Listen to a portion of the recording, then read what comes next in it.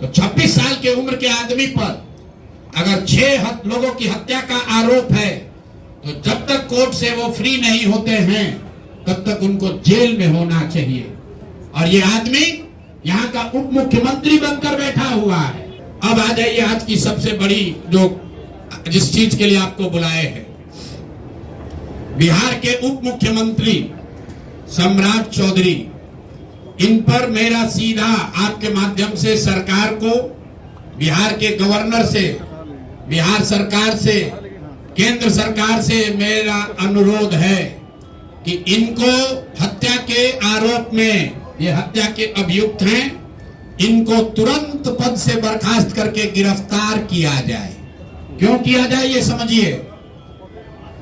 तारापुर में 1995 में 7 लोगों की जो हत्या हुई और 7 मारे जाने वाले लोग कुशवाहा समाज के लोग थे।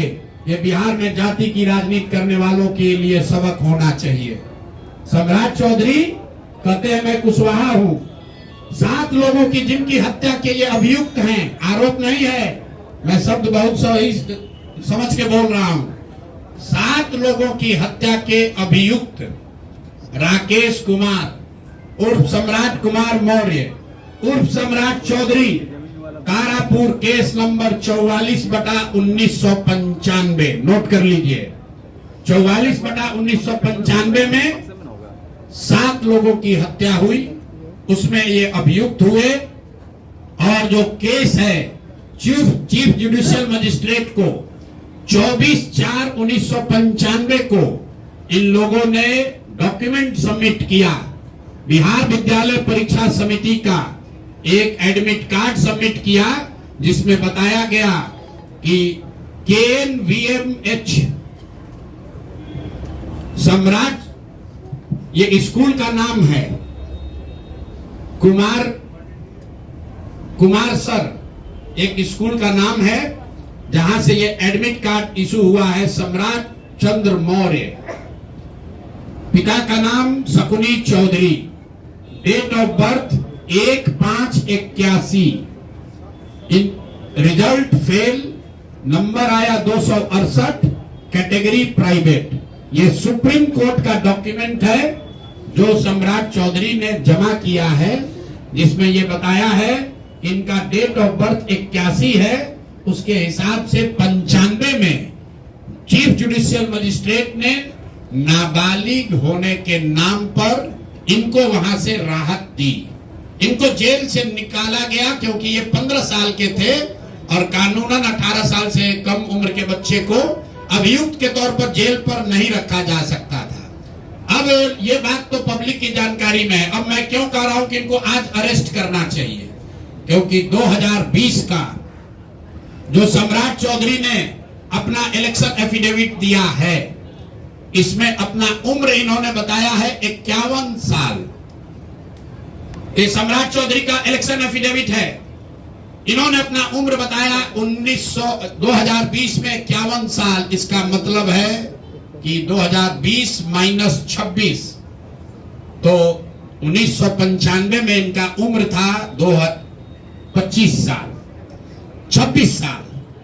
तो 26 साल के उम्र के आदमी को कोर्ट ने गलती से गलत सर्टिफिकेट के आधार पर नाबालिग होने के नाम पर अभियुक्त होने के बावजूद, ध्यान दीजिए, अभियुक्त होने के बावजूद इनको जेल से बरी कर दिया गया था कि ये 15 साल के हैं, जबकि इनका अपना डॉक्यूमेंट बता रहा है कि उस समय 26 साल के थे। तो 26 साल के उम्र के आदमी पर अगर 6 लोगों की हत्या का आरोप है तो जब तक कोर्ट से वो फ्री नहीं होते हैं तब तक उनको जेल में होना चाहिए। और ये आदमी यहाँ का उप मुख्यमंत्री बनकर बैठा हुआ है। तो मैं यहाँ के मुख्यमंत्री से और बिहार के माननीय राज्यपाल से ये अनुरोध कर रहा हूं कि हत्या का आरोपी, हत्या का अभियुक्त सम्राट चौधरी, राकेश कुमार उर्फ सम्राट चौधरी उर्फ सम्राट कुमार मौर्य आज संवैधानिक पद पर बैठे हुए हैं। ये देश के संविधान का, देश के विधि विधान का इससे बड़ा अपमान नहीं हो सकता है कि जिस व्यक्ति को जेल में होना चाहिए वो आदमी यहाँ का उप मुख्यमंत्री बना हुआ है। तो मुख्यमंत्री नीतीश कुमार सीधे इस पर कार्रवाई करें, नहीं करेंगे तो कल परसों में हम लोग राज्यपाल के पास डेलीगेशन लेकर जाएंगे, सिर्फ बर्खास्तगी के लिए नहीं, सम्राट चौधरी के गिरफ्तारी के लिए। पूरा समझिए, मैं कैमरे पर कह रहा हूं, सम्राट चौधरी हत्या के अभियुक्त है, जेल से फर्जी डॉक्यूमेंट निकाल कर बाहर निकले हैं, या तो इनको बर्खास्त करके गिरफ्तार कीजिए और नहीं तो देश में जितने लोग हत्या किए हैं उनको भी जेल से छोड़ दीजिए। ये हालात है, ये डॉक्यूमेंट है आपके सामने। ये सम्राट चौधरी का इलेक्शन एफिडेविट है, जिसमें 2020 में उन्होंने अपने आप को 51 साल का बताया है। उसके मुताबिक 1995 में वो 26 साल के थे और कोर्ट में इस आधार पर इनको बरी किया गया है कि ये 15 साल के बालक हैं। तो ये बता दें कि ये हत्या के आरोपी हैं। इन्होंने जो सर्टिफिकेट दिया है वो ठीक है कि नहीं है। अपने डिग्री उग्री में तो बहुत छोटी बात है। आज की प्रेस कॉन्फ्रेंस सीधी हम लोग मांग कर रहे हैं, सम्राट चौधरी को हत्या के अभियुक्त हैं, 6 हत्या के अभियुक्त हैं, उनको गिरफ्तार कीजिए और नहीं तो बिहार में जितने लोग पर अभियुक्त जिनको बनाया गया उनको सबको छोड़िए। इस देश में अलग अलग कानून नहीं हो सकता है। और ये गृह मंत्री के साथ घूम रहे हैं। मोदी जी को हम लोग कल पत्र लिखेंगे कि आपके पार्टी का नेता, जितने लोग भाजपा के समर्थक हैं, भाजपा के जितने लोग नेता हैं, कार्यकर्ता हैं, वोटर हैं, आपके जरिए से सबको बता रहा हूं, मेरे भाई एक बार अपने दिल पर हाथ रखकर सोचो, जिस व्यक्ति पर 6 लोगों की हत्या का आरोप है, जो व्यक्ति 6 लोगों की हत्या का अभियुक्त है, उसको तुम अपना नेता बनाकर बिहार का उप मुख्यमंत्री बनाए हो और तुम अपराध की बात करते हो, तुम जंगल राज की बात करते हो। तो सम्राट चौधरी को अभी के अभी पद से इस्तीफा देकर पुलिस को अरेस्ट करना चाहिए और अगर पुलिस अरेस्ट नहीं करती है तो हम लोग कोर्ट में मूव करेंगे, कोर्ट के संज्ञान में बात को लाएंगे कि साहब ये बताइए कि कैसे आपने इनको बेल दिया है, कैसे इनको आप समाज में बाहर रहने की अनुमति दे रहे हैं। और सम्राट चौधरी की अंतिम बात इनके अपराध की गाथा की, सिर्फ हत्या के अभियुक्त नहीं है। बिहार में पुरानी पत्रकारिता करने वाले लोग, आपने शिल्पी गौतम के रेप और हत्याकांड की कहानी सुनी होगी। आपने सुना होगा कि लालू जी के जंगल राज का जब चरम सीमा था, जितनी यहाँ माताएं बहने हैं, जो पढ़े लिखे लोग, समझदार लोग हैं, स्वच्छ छवि वाले बिहार में रहने वाले लोग हैं, याद कर लीजिए शिल्पी गौतम रेप और मर्डर केस, जिसमें एक डॉक्टर के लड़के को और शिल्पी गौतम के साथ ऐसा आरोप लगा था कि उनके साथ सामूहिक बलात्कार और उसके बाद उनकी हत्या कर दी गई थी। साधु यादव पर उसका आरोप लगा था, बड़ी हंगामा हुआ, सीबीआई में केस गया। मैं आपके माध्यम से आज पूछ रहा हूं कि क्या अभी के उप मुख्यमंत्री सम्राट चौधरी उर्फ राकेश कुमार उर्फ सम्राट कुमार मौर्य उस केस में संदिग्ध अभियुक्त के तौर पर नामजद थे या नहीं थे, ये प्रेस में वो बता दें, उसके बाद हम उसका डॉक्यूमेंट आपको जारी करेंगे कि इनका सीबीआई ने इनको अभियुक्त के तौर पर इनकी जांच की थी कि नहीं, उस मुकदमा में इनको नामजद संदिग्ध बनाया गया था कि नहीं। ये सीधा आपको बता रहे हैं।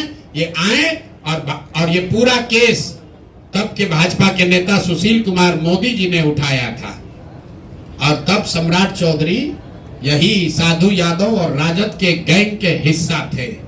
और अब वो बता दें, हम इतना ही बोल रहे हैं, अभी से भी गांधी जी ने कहा है गलती हो गई तो आकर माफी मांग लो, आकर बताइए कि उस केस में आप अभियुक्त के तौर पर आपको सीबीआई ने आपकी जांच की थी कि नहीं की थी, आपके सैंपल टेस्ट लिए गए थे कि नहीं लिए गए थे, आपके उस घटना में क्या संलिप्तता है नहीं है, ये बताइए।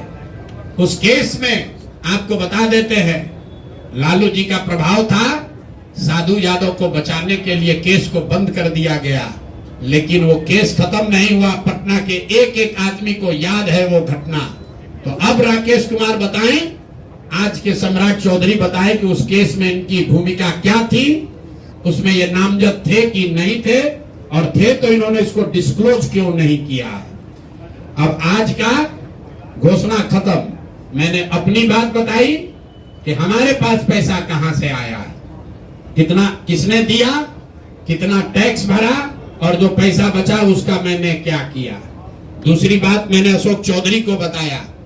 अशोक चौधरी से पहले पाक साहब बनने वाले वैभव विकास न्यास पर सीधे सवाल है कि जनता देख रही है, ईमानदार अगर आप हैं तो सामने आइए और जवाब दीजिए कि 100 करोड़ रुपए की संपत्ति आपने पिछले 1-1.5 साल में पटना में कैसे खरीदी है, और अशोक चौधरी ने आपको पैसा दिया है या नहीं दिया है, किसी दूसरे ने दिया है कि नहीं। तीसरी बात मैंने कही कि अशोक चौधरी पर 200 करोड़ का हमने बताया है, 200 करोड़ का बेनामी संपत्ति खरीदने का आरोप लगाया है। आज अशोक चौधरी ने शायद ये कहा है कि अब वो कानूनी दाव पे छोड़कर राजनीतिक लड़ाई लड़ेंगे। इससे बात नहीं बनेगी। कानून का मदद लेकर जनता के आंख में धूल झोंकने का जो कोशिश किए हो अशोक चौधरी, या तो मानहानि का नोटिस आधिकारिक तौर पर वापस लीजिए, नहीं तो 7 दिन के अंदर आप पर 500 करोड़ की जो और बेनामी संपत्ति का कागज मेरे पास है उसको भी बिहार की जनता के सामने जारी करेंगे। और चौथी बात जो मैंने बताई, अभी के उप मुख्यमंत्री सम्राट चौधरी, जिन पर 6 लोगों की हत्या के जो अभियुक्त हैं और कोर्ट ने जिनको राहत नहीं दी, बरी नहीं किया, सिर्फ नाबालिग होने के गलत सर्टिफिकेट की वजह से कोर्ट ने इनको छोड़ा है। अशोक चौधरी ने खुद मान लिया है अपने इलेक्शन एफिडेविट में कि 1995 में उनकी उम्र 26 साल थी। तो अब अशोक चौधरी को तुरंत पद से बर्खास्त करके उनको गिरफ्तार किया जाना चाहिए। सम्राट चौधरी, सॉरी, ये दोनों चौधरी में कंफ्यूज कर गए। सम्राट चौधरी उप मुख्यमंत्री को जो हत्या के अभियुक्त है, इनको पद से सिर्फ इस्तीफा नहीं देना है। इनको पुलिस अगर गिरफ्तार नहीं करती है तो जन सुराज कोर्ट में मूव करेगा। कल हम लोग गवर्नर से टाइम लेंगे। और अंतिम बात जो मैंने कहा कि अगर इससे भी बात नहीं बनती है, इनका आपराधिक चरित्र खुलकर नहीं आपको दिखता है, तो शिल्पी गौतम हत्याकांड में अपनी भूमिका पर आकर प्रेस में बता दें कि ये उसमें एक संदिग्ध अभियुक्त के तौर पर सीबीआई ने इनकी जांच करी थी कि नहीं करी थी। अगर ये कहते हैं नहीं की थी तो हम आपको डॉक्यूमेंट जारी करेंगे, सीबीआई के डॉक्यूमेंट, कि इनकी स्थिति उसमें क्या थी। अब मेरा बात खत्म हुआ।